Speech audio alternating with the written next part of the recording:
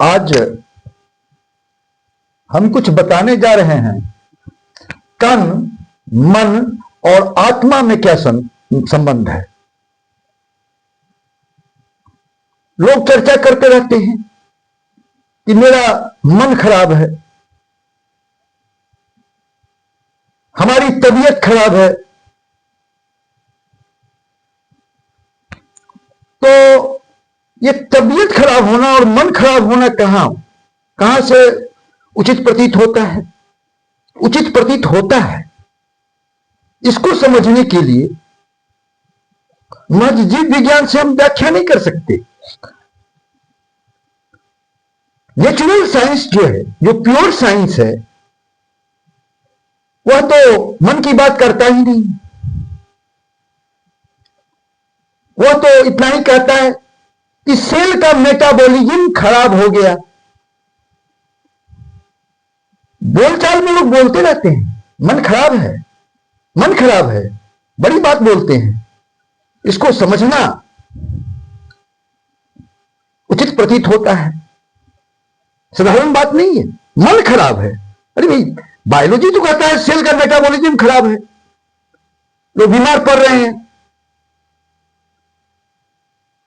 Cell का metabolism खराब है, बीमार पड़ रहे हैं।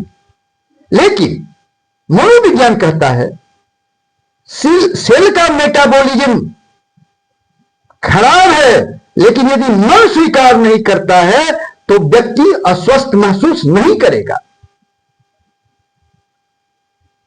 जब तन में जो गड़बड़ी होता है उसको मन स्वीकार कर लेता है, तभी लोग अस्वस्थ जान पड़ते हैं और स्वीकार करते हैं। जैसा कि हम जानते हैं, बहुत लोग थोड़ा ज्वर होता है और परेशान हो जाते हैं, और कुछ लोग थोड़ा ज्वर होने के बाद भी सामान्य रहते हैं, क्योंकि उनका मन उस ज्वर को असामान्य नहीं मानता है, स्वीकार नहीं करता है। तो सेल मेटाबॉलिज्म जो है, सेल मेटाबॉलिज्म जो है, जब गड़बड़ होगा, मन स्वीकार नहीं करेगा, तो लोग अस्वस्थ होते हुए भी अस्वस्थ कबूल नहीं करेंगे। जैसा कि हम जानते हैं, भीष्म पितामह महाभारत में सरसैया पर पड़े थे और उनका मन इसके लिए तैयार नहीं था कि मैं प्राण त्यागूं। उन्होंने कहा कि जब तक सूर्य उत्तरायण नहीं होगा तब तक हम प्राण नहीं त्यागेंगे।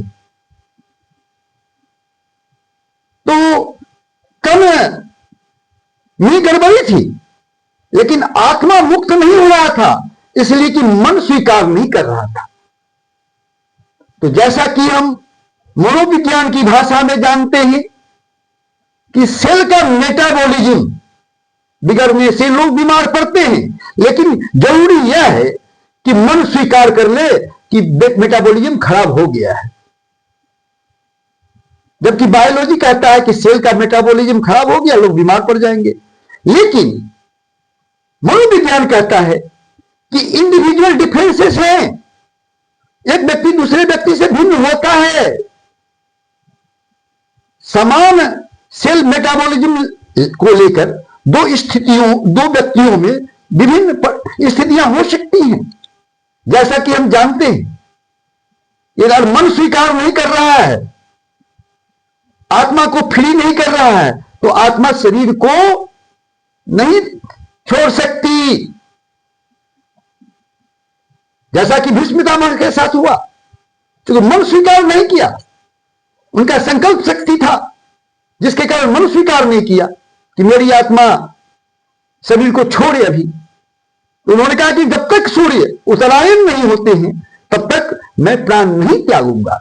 यही है, वहां भी मनोविज्ञान काम किया है, क्योंकि तन, आत्मा और मन आत्मा शरीर को छोड़ने के लिए तैयार है, लेकिन मन कहता है कि नहीं, नहीं जाना है, तो नहीं गया। जब सूर्य उत्तरायण हुआ तब प्राण त्यागे भीष्म पितामह। तो उसी तरह से लोग बीमार रहते हैं, लेकिन बीमार दिखते नहीं, वो अपने को बीमार समझते नहीं, क्योंकि उनका मन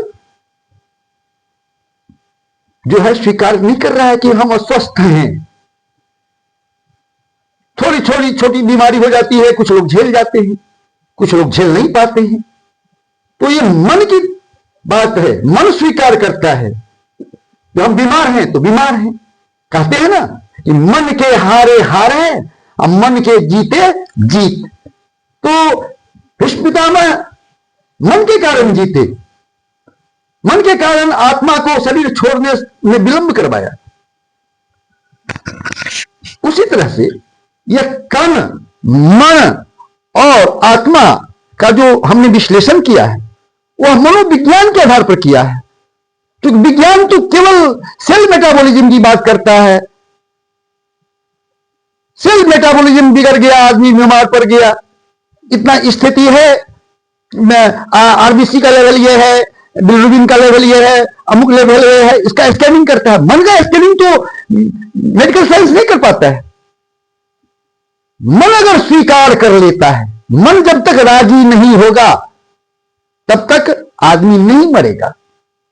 क्योंकि हम देखते हैं वो अस्वस्थ रह सकता है, बिस्तर पर पड़ा रह सकता है, लेकिन जिस दिन उसका मन हार जाएगा उस दिन वह प्राण त्याग देगा, यानी आत्मा शरीर को छोड़ के बाहर निकल जाएगा। यही है तन, मन और आत्मा का परस्पर संबंध और विश्लेषण।